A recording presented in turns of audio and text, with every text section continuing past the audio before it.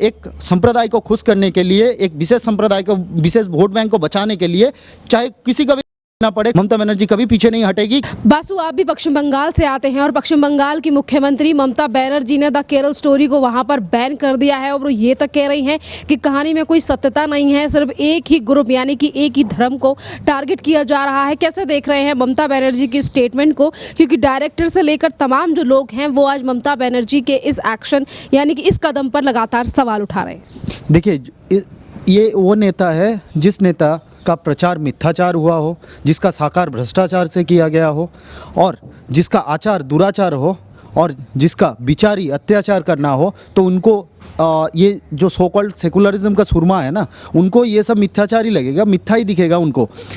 ऐसे आंखें बंद कर लेने से सच जो वो झूठ में बदल नहीं जाती है और झूठ सच में बदल नहीं जाती है। जो सच है उसको सामने लाना चाहिए। और एक अभी पश्चिम बंगाल में जिस हालात को उन्होंने बढ़ा चढ़ा के बना के रखा है, ये सेकुलरिज्म का सुरमा जो बानो आंटी वहाँ पे राज कर रही है और उनका पार्टी जिस तरह से वहाँ घुसपैठियों को समर्थन दे रही है, कहीं ना कहीं मुझे लगता है ऐसे छुपी हुई मनसा उनके अंदर भी छुपी हुई है। और जिस तरह से इस फिल्म को आने से, मार्केट में आ जाने से मिर्ची इनको लग रही है, जो अपने आप को सेकुलरिज्म का सुरमा मानते हैं। तो आज सेकुलरिज्म का सुरमा कहाँ गई?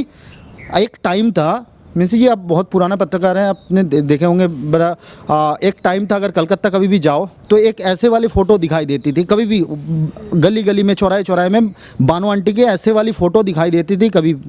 आज वो फ़ोटो गायब हो गई है।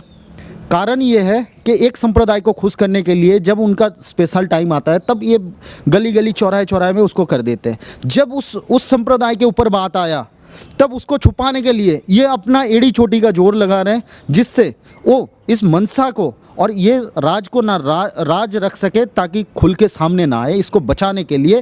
क्योंकि घुसपैठियों का कहीं ना कहीं समर्थन ये पार्टी भी करती है। तो यही मेन वजह है कि इसके पीछे मुझे ना कहीं इनका मनसा सही नहीं मुझे कहीं नेता और नियत इनमें बड़ी डिफरेंस है। इनका नेता भी सही नहीं है और नियत तो एकदम सही नहीं है।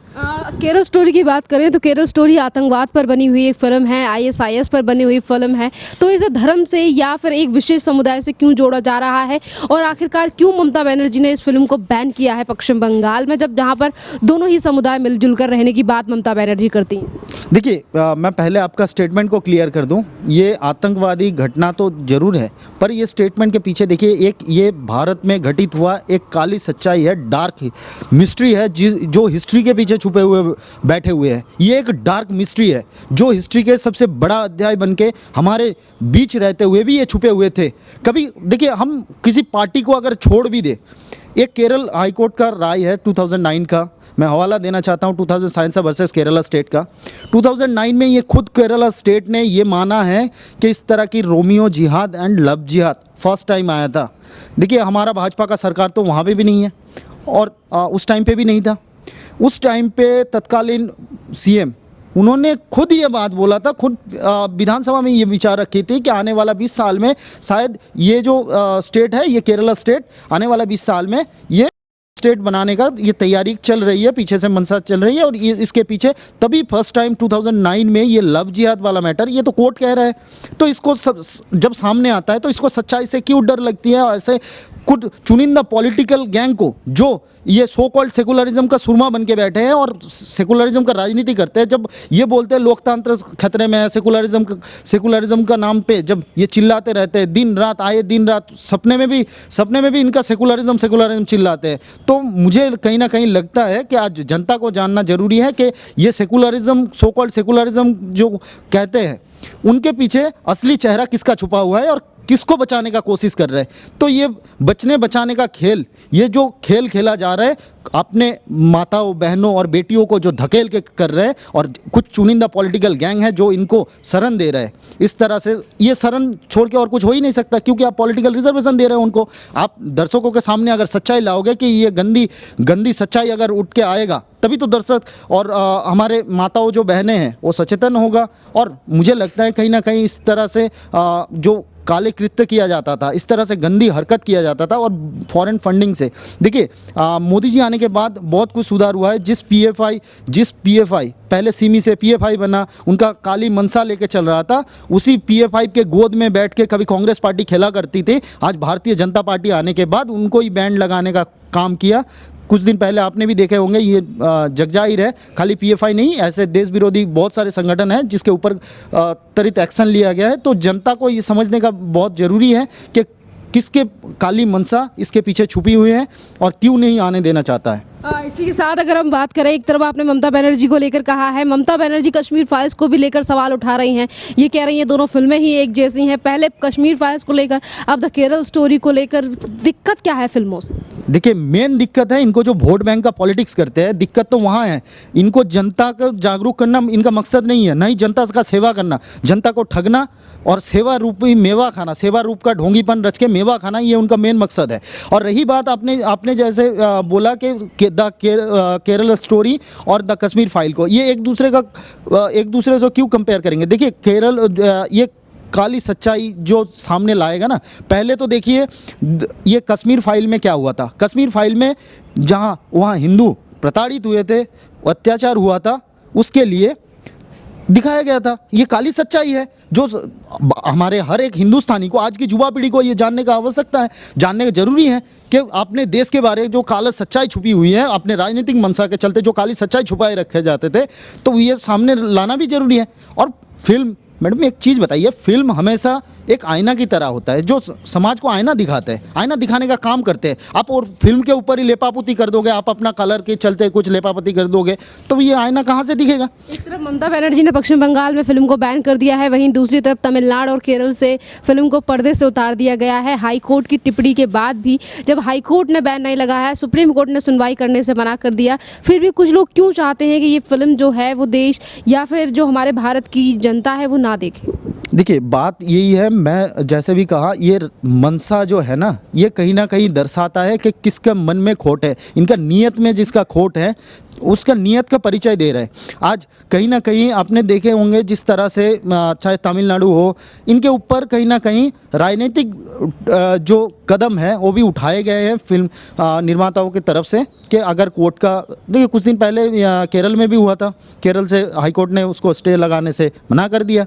तो ये काली सच्चाई है जो आज की युवा पीढ़ी को देखना चाहिए, कम से कम समझना चाहिए, और हमारे हर एक हिंदुस्तानी बहनों को चाहिए कि इस तरह से जो लव जिहाद और रोमियो जिहाद है उनसे बचे, कम से कम किसी के बरगलाना पे ना आए, और कम से कम अपना जो धर्म और संस्कृति है उसके बारे में मैं हर एक गार्डियन से अपील करता हूँ। ये मूवी आपने देखे हो कि नहीं देखे हो मुझे नहीं पता, लेकिन ये मूवी देखने के बाद मुझे सबसे जो बड़ी सीख मिली है, मैं हर एक दर्शक से, आपके चैनल के माध्यम से हर एक दर्शक से साझा करना चाहता हूँ कि जो कोई भी शिक्षा ले भले ही, लेकिन हर एक गार्डियन को ये जिम्मेदारी बनता है कम से कम अपने जो संस्कृति के बारे में है ना, उनको कम से कम, मैं संस्कृति का मतलब ये नहीं बोल रहा हूँ कि हिंदू संस्कृति के बारे में, संस्कृति का मतलब हमारे भारत एक परंपरागत रूप से सनातन संस्कृति का हिस्सा रहा भी है और अभी भी है। तो ये सनातन जो संस्कृति है, इसके जो वसुधैव कुटुंबकम लेके हम चलते हैं, जो परहित में अपना उपकार समझती है, अपना भलाई समझती है, जो विश्व शांति की बात करती है, विश्व कल्याण की बात करती है, सबका कल्याण की बात करती है। ये बताइए, अगर एक तरफ ममता बनर्जी ने फिल्म को बैन कर दिया है, तो वहीं दूसरी तरफ द केरल स्टोरी के जो डायरेक्टर हैं वो ममता बनर्जी के खिलाफ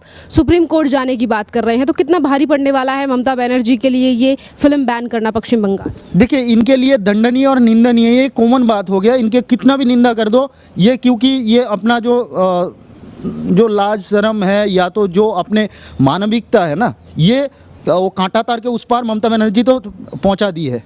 बाकी यहाँ जो बैठे हुए हैं वो कठपुतली की तरह बैठ के यहाँ से एक संप्रदाय को खुश करने के लिए, एक विशेष संप्रदाय को, विशेष वोट बैंक को बचाने के लिए, चाहे किसी का भी ना पड़े, ममता बनर्जी कभी पीछे नहीं हटेगी। क्योंकि कुछ दिन पहले भी देखे थे हमने आरएसएस एक कार्यकर्ता के, हमारे कार्यकर्ता का जो मुर्शिदाबाद में घटना हुआ था, उनका बीवी को मारा गया, बच्चे को मारा गया, उनको मारा गया, एक गर्भवती महिला को मारा गया। इस तरह के एक महिला होते हुए इस तरह की घटना को अंजाम देना और इस तरह की घटना घटित होना, ये अपने आप में बड़ी बात है। तो ये दर्शाता है किस संप्रदाय को खुश करते हैं और किस वोट बैंक की राजनीति के लिए ये किसी भी हद तक जा सकता है। भले ही इनके लिए कोर्ट और ये कुछ भी हो, भले दंडनीय हो चाहे निंदनीय हो, ये उनके लिए आगे देश में फिल्म को टैक्स फ्री कर दिया गया है। ममता बनर्जी ने फिल्म को बैन कर दिया है। अरविंद केजरीवाल यानी कि दिल्ली के मुख्यमंत्री ने इस पूरे मामले पर अभी तक कुछ कहा नहीं है। क्या मांग है दिल्ली के मुख्यमंत्री से, क्योंकि अभी हम दिल्ली में खड़े हैं, दिल्ली में आप रहते हैं, बिलोंग पश्चिम बंगाल से करते हैं, क्या मांगे हैं दिल्ली की सरकार से, क्या कहेंगे